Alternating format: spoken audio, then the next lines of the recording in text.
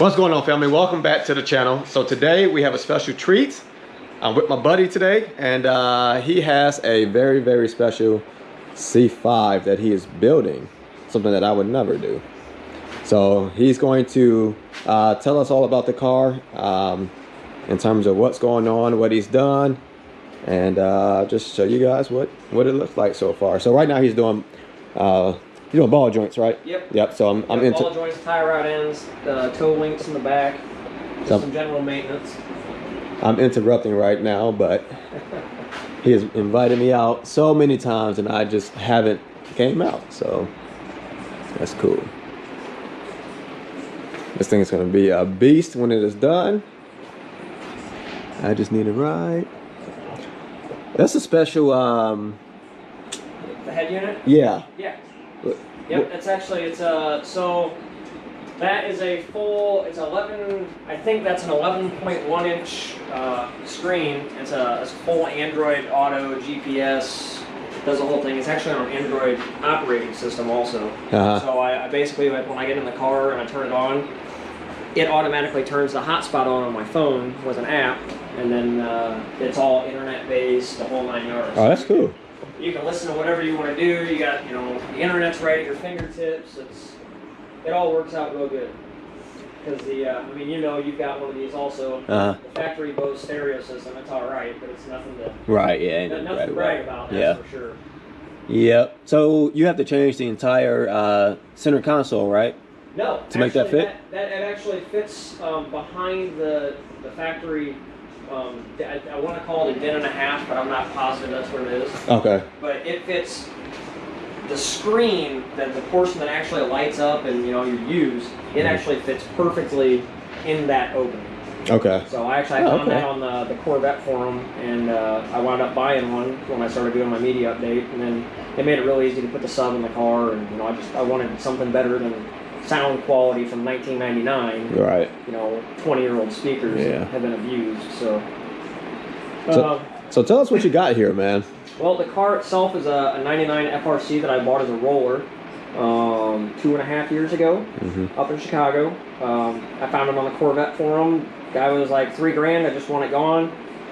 The car had been sitting for a number of years with no engine in it. Other than that, everything was there. He had all the front accessories, the oil pan, etc. So I went up and picked it up, brought it home. It started out life with me as just a stock LS1 with a BTR4 NA cam. And then last summer, I put nitrous on it, and I broke the first torque tube. So when I did that, actually the motor in the middle over there is a Texas Speed 370 cubic inch long block, PRC heads. It's a 10.25 to 1 compression. So I put that together, and I put a Texas Speed F35 cam in it. I also went to a plate set up for the nitrous and moved it up to a 100 actually no, I started off on a 100 shot.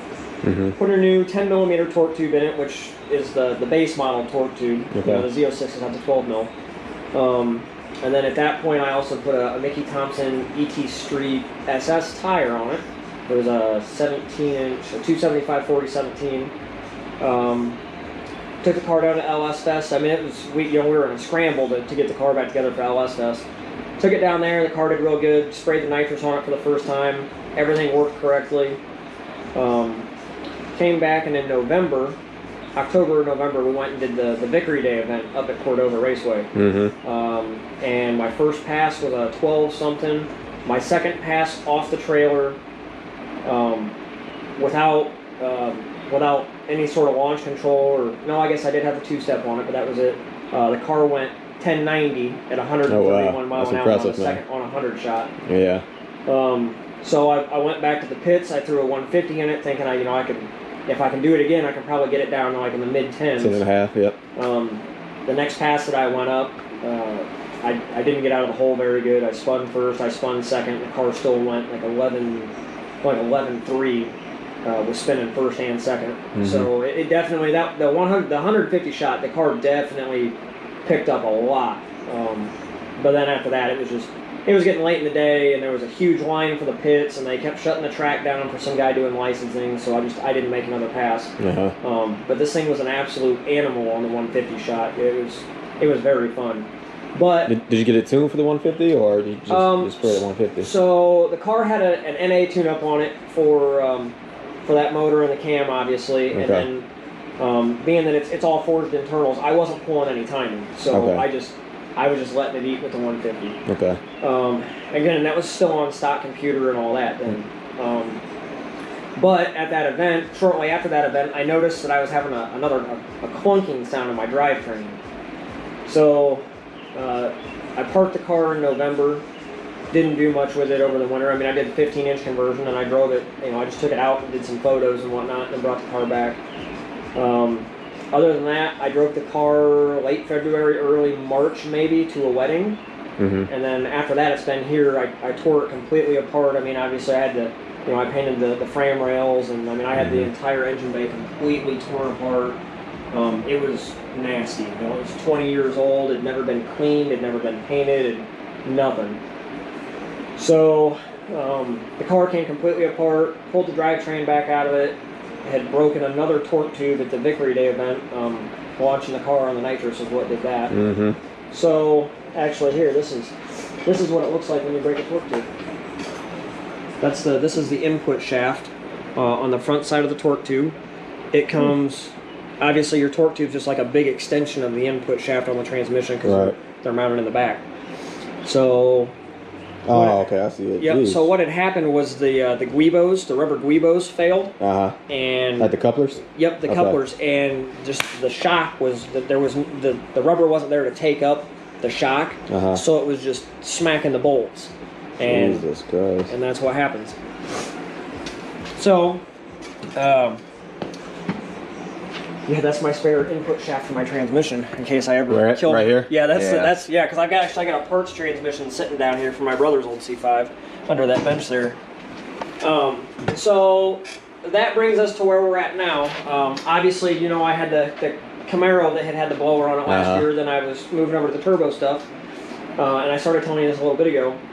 I made a joke at a guy on a Facebook group. He was selling a blower. This specific blower. This is a Vortec, an A&A Vortec V7 YSI. So it's huge. I had made a joke at him and said, I'll trade you a Camaro roller for your blower kit. And I was just, it was kind of a ha-ha thing to me. Well, the guy sent me an email or a message on Facebook a couple days later, and he's like, hey, so what's the info on this Camaro you've got?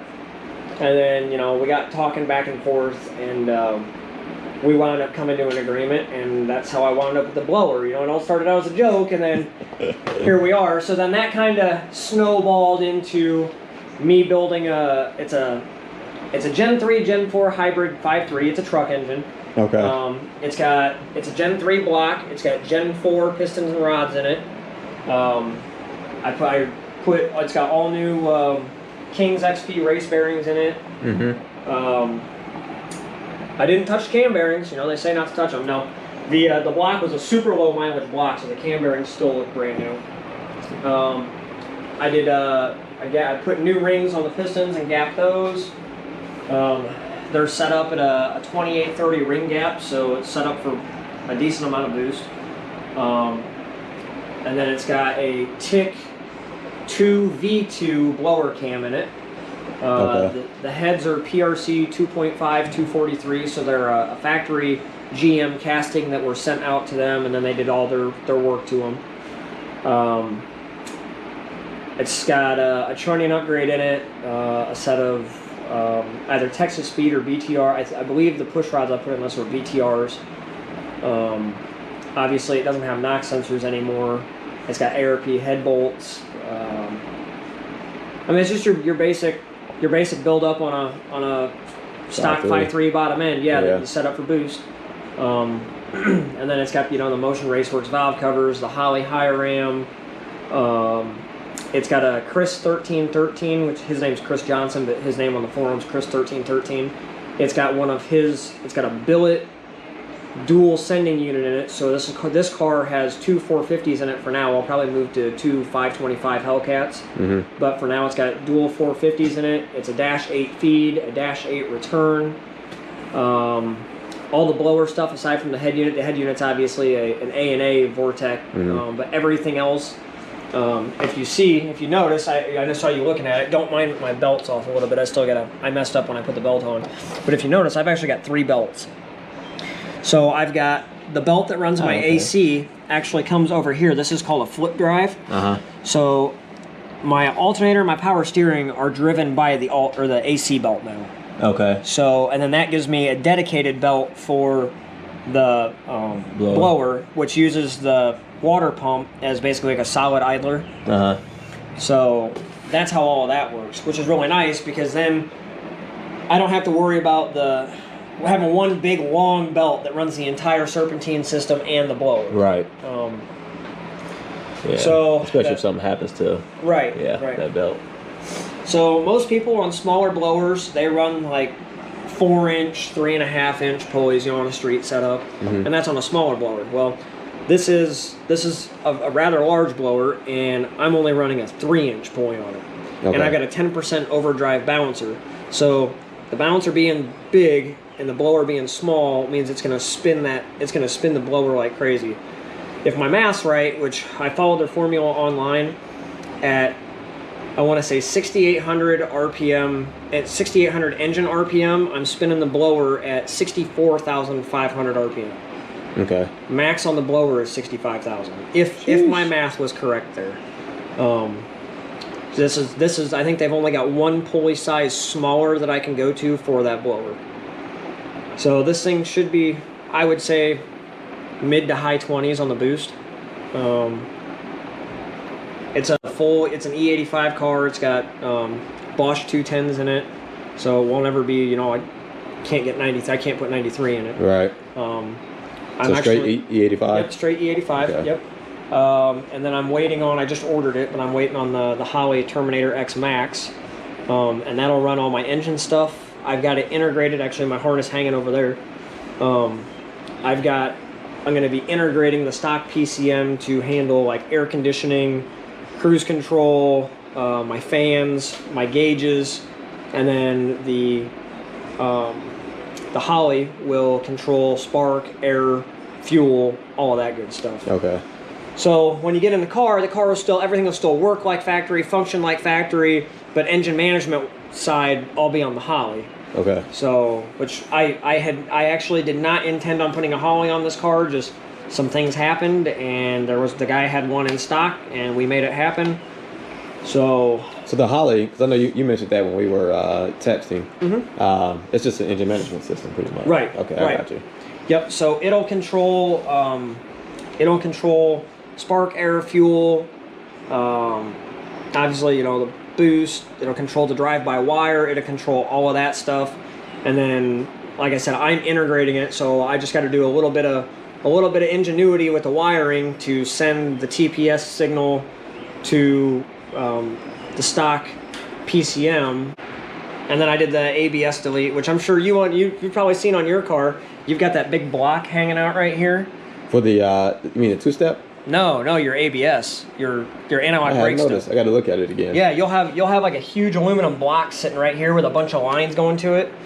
I wanted to get rid of that, so I had plenty of room to get in there and work. So plus, mine's a '99. What year is yours? 02. 02. Okay, so yours guys you've got one of the serviceable ones. You can rebuild them. You can the early versions like this car being a 90. I think anything up to 2000. Yeah, because the Z06 started in 01. Anything from like 97 to 2000.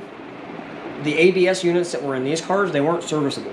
Oh, so really? when they died, they died. That was it. Like you had to get another one. And now here we are 20 years later. Can't get the part. You can't get you can't buy those anymore. When you come across them, they're like $1,000. Now mine worked, but I was like, man, one of these days it's gonna die. I'd rather just have it out of there. So the car's got it's full non-ABS brakes. I mean, it's all real nice. It's braided stainless, Teflon coated. And then I've obviously got the Willwood proportioning valve that company anodized and put their logo on. Yeah. And Motion Raceworks, man, I can't say enough about them. Those guys have got really nice parts. Yeah. You can see I've got the 4-corner steam port down here. I've got the bracket for the fuel pressure regulator.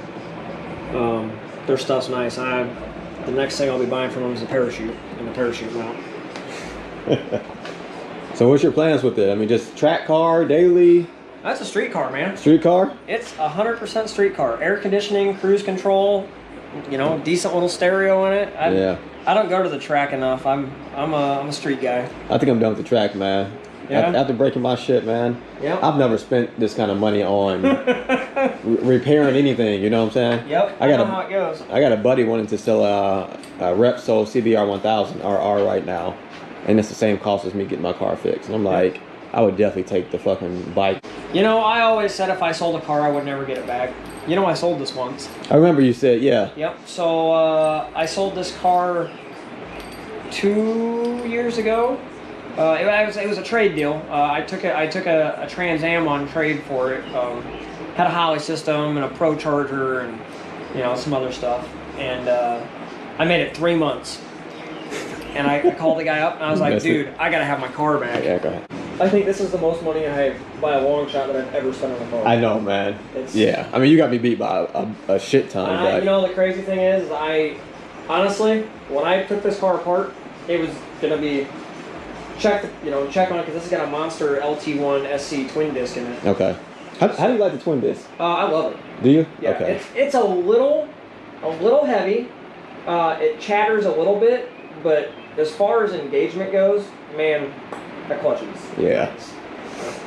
I thought I was gonna need a clutch too, so I started looking at clutches, and some people are against the twin clutch, and some people are, for them. Oh, I love it. I absolutely. It just depends on what you're gonna do with the car. If you're gonna race it, I'm all for it. Yeah. If you're just gonna daily drive it though, nah, there's really no need. Right. Especially at your power level, because you can get away with LS7 or whatever. So I'm trying to figure out the issue with the fucking clutch getting stuck at higher RPMs, which I know they're common for our cars. So I bought the 6 clutch master cylinder. Personally, I would have just bought an actual GM. That's all I've got in this car. I've got a GM Slave and a GM Master. And I was shipping this car at 7,500 RPM. And it's handling it okay? Yeah. This transmission's I've never had any sort of issue getting this car in or out of gear ever. What's crazy is that the fucking GM part is way cheaper than the Ticks. Yep. I'm talking about like a fifth of the cost. It's because the Tick one's adjustable and all that stuff. Yep. Yeah, no, this car's got. When I put the car together originally, I put a brand new Master in it and a brand new Slave in it, and now, anytime I've got the car apart, this time I didn't, just because the car's only got a couple thousand miles on that Slave cylinder. But typically, if the car's together for a year or more than a year and I take it apart, I always just go ahead and put a new Slave cylinder in. Yeah. Yeah, it's just, man, this thing really just snowballed. Right. That's a cool build, man. So you said you got the brackets from where? Well, which brackets? Well, like the alternator bracket. Okay, so this bracket right here is from LSX Innovations. Okay. And it's actually, you could put one of those on your car. That is meant to be a direct replacement for the factory bracket. Yeah. Okay. Yep, cleans up the look a lot. Yeah. I like it quite a bit. Now this block is clean as shit too, man. Did you get it this clean, or did you have to? The engine block? Yeah. No, I cleaned it all myself. Just clean it up. Yeah. I do everything. Everything for the cars is all done. I mean, I've never taken a motor to a machine shop ever. Like I do all my own assembly. Yep. Typically, I'll check the bore size and make sure that it's in spec, and then I'll ball hone it real quick. I do all my own cleaning here, everything. Yeah. Yep. That's impressive, man. So is this a fuel pump here, or what is this down here? So obviously my car doesn't have wipers anymore because the intake. Fuck it. There's a pair of gloves. So this is the feed side, and this is the return side, and then obviously I've got my pressure sensor up here, so I've got a gauge up on my pillar. As far as like working under the car, man, this Max Jacks has been absolutely cool, great. Man. Absolutely great. And surprisingly, for how hard I beat on this car, and it came from Chicago, I mean, it was in pretty rough shape when I got it. Surprisingly, the bottom of it is in really good shape. I I fully expected the first time I lifted this car up in the air, I fully expected the floors to be just smashed in. Right. And no, it's in really good shape. None of this aluminum's got any damage to it or anything. Yeah. Now, obviously, you've seen, like, walking around the car, you've seen where it does have some fiberglass damage, but... Dude, I got I didn't realize this when I bought it. There's a fucking huge, like, gouge right here in that area. Here, check this out. Is it something like that? Probably worse, man. Really? Yeah. I mean, it's Yeah, see, I've got that one there, and I've got another one up here. This whole panel's trashed. Yeah. Which, I mean, you know, like I told you, my car's not a show car. It's a do-it-to-it car. Yeah, so I feel like mine isn't either, man. I don't really care a whole lot about it, but yeah. So the fuel system thing. This is I got my light. So this is the Chris 1313 sending unit. So it's got 2 Walbro 450 high pressure pumps, and then -8 feed, -8 return, and then it also retains the siphon system for the other tank, for the tank on the other side. So my fuel gauge and all that stuff still works. You can see where I've got it. It uses one factory hose, and then you have to build another hose to go over to that other tank over there. So, and then I just got it run up. I didn't want to run it up along the torque tube just in case I ever had to service the fuel system or you know, or whatever. So I opted to run mine up through the rocker panel here. Yeah. Which made it, for one, a really easy install, and two, it's really easily serviceable. I didn't realize. For those who weren't sure, I didn't realize this thing is like actually functional, man. Yeah. You never seen the inside of it, so it really does cool down the brakes. My car is an FRC, but it has basically a full Z06 setup on it. Right. Yep. So a lot of people get these vents and they're just like stick-on vents. Right. Or you know, like they get them and they cut them and then they just put it in and that's it.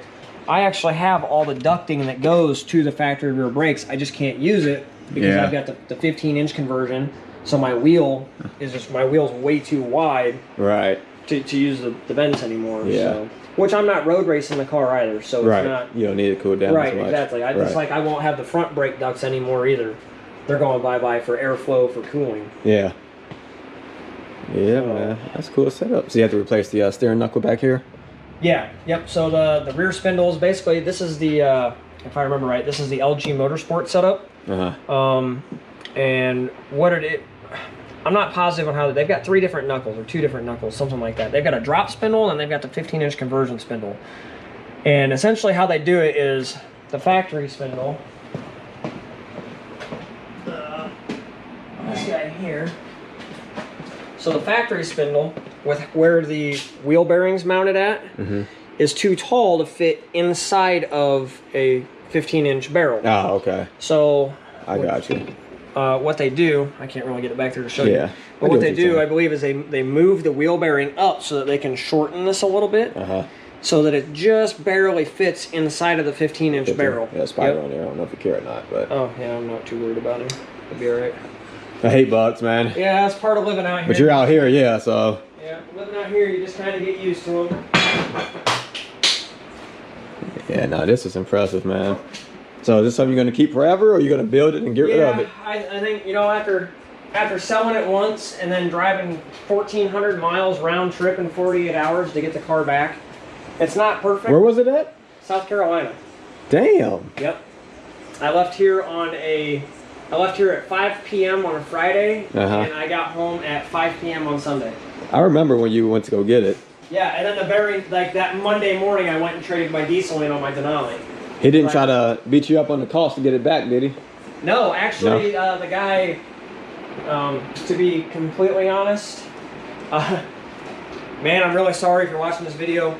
He took a pretty big loss on it. Did he? Yep, because I kept the original deal. The original deal was the Corvette ran and drove. So he gave me his Trans Am, which at the time was a roller. I mean, it came with the Holly and it came with a built transmission and stuff to build an engine, but it was in pieces. Right. You know, it was a project. It still needed all put together and set up, and so when we came to an agreement to for him to give me the Corvette back, he was pretty much like, hey man, I really want my Trans Am back, and I was like, hey man, I really want my Vet back, but I wasn't willing to give him the Holly or the blower or any of that stuff because I had already put it on my Camaro, and my Camaro was almost done, and I was like, well, I'd rather have my Camaro done than get the Corvette back. So he really wanted his car back, and he had decided that he was going to go to a nitrous setup anyway, so we came to an agreement, and I had a Gen 4 5.3. I had a stock transmission, and I had some other odds and ends. So basically, he got the stuff, he got the car back with some stuff to put the car back together, and most of the stuff to put the car back together in more of a stock configuration versus how it was. And I got the Vet back. The only difference being he didn't travel this time. On the original deal, he met me in Bowling Green, Kentucky, which was halfway for both of us. Right. This time, I made the entire trip. So I spent quite a bit of money in fuel, that weekend, the hotel. It was a long trip. Yeah. Very long trip. Yeah. I can remember going through Atlanta at like 11 o'clock at night on a Saturday night at like 11 o'clock, and they were doing construction, and I had never been to Atlanta before. Oh yeah, and, traffic's a motherfucker out there, my man. my big lifted diesel with a car trailer on it, man. It was kind of hectic. So, oh man, you know, and traffic down there was something else. Yeah, I know. Those guys are, when they're going somewhere, like, you just don't get in their way. Like, yeah. Guy could be driving a Cavalier, he'll run a semi off the road. He doesn't care. It's crazy. So tell us about, I know you told me already, tell us about the relocation of the coil packs. Yeah, so with the Motion Raceworks valve covers, I really didn't want, I didn't want my coils sitting on my valve covers because they are extremely nice. So, and I was trying to make the engine bay more aesthetically pleasing because obviously the car won't have a hood on it. So what I did here was I just took the stock coil pack brackets and I made 2 aluminum spacers. Here, I can let the lift down if you want to. No, this should be good, man. Okay. Well, I made 2 Oh, I see him back there. Okay. Yep. So I made 2 aluminum spacers, and I mounted the factory bracket. I did have to drill 2 holes in the fiberglass, which you can see I need to get longer bolts yet for it. Oh yeah. But that way I was able to just mount them here without. I didn't really see any point in spending $100 on a set of relocation brackets for something you're never going to see anyway, especially when I was able just to make these work. And then I had to obviously do new plug wires. Yep, and I went with the ICT billet setup. They're what are they? 5. Each one's 5 foot long, I think. And then you. Oh shit! Yeah, really? Then you cut them and crimp them yourself, and you build the spark plug wire yourself to exactly how you want it. Yeah. And they worked out really nicely. And I think it was like $100 for those. So basically, the money I saved on buying the brackets paid for my spark plug set. Right. So yeah, no, that's cool. It came out real nice. Have you tried to put the fender back on? Everything's going to fit okay? Yep, I've had the fender on it. Actually, we put the fenders on like 2 weekends ago, and then the whole reason this fender is back off is because I'm doing the the Holly, and I had to get the harness out so that I could cut it down for only what I needed. And I'm still trying to figure. I've got to cut up in here. I'm actually gonna have to cut another hole up in there for the Holly to pass through the firewall. Yeah. So I'm still trying to figure out how to do that where it's nice and clean and sealed up, and that's on my project list. One of the many things. Yeah. But the dashboard will probably come out either tonight or Friday. The dashboard will come out, and then the Holly should be here, like I said, Tuesday, Wednesday maybe. And then I'll get all that buttoned up, hopefully have this thing up and running, and then the only last real big things I got to do, I got to put the exhaust on it, and then I got to take it down to a friend of mine's house down the road. He's a welder. He's going to fabricate the upper intercooler pipe for me. Okay. And I may actually have him see about doing something a little bit different with this whole setup, because I don't really like how the rubber is. So I may see if he can actually build me some hard piping to put in here that'll clean that up and be less prevalent to blowing apart. Yeah. Yeah, it's gonna be nice, man. So I gotta do that, and I gotta take the car in for an alignment once Summit or somebody gets a set of Mickey Thompson front runner tires that I can put on. Yeah, I heard they're hard to come across. Yep. Yeah, I was lucky enough to get my my ET Radius. Streets for the back. Yeah. But the fronts I can't because they're a 18. They're a 26 by 6 18, which is a real odd size tire, and they're pretty much impossible to come by. Yeah.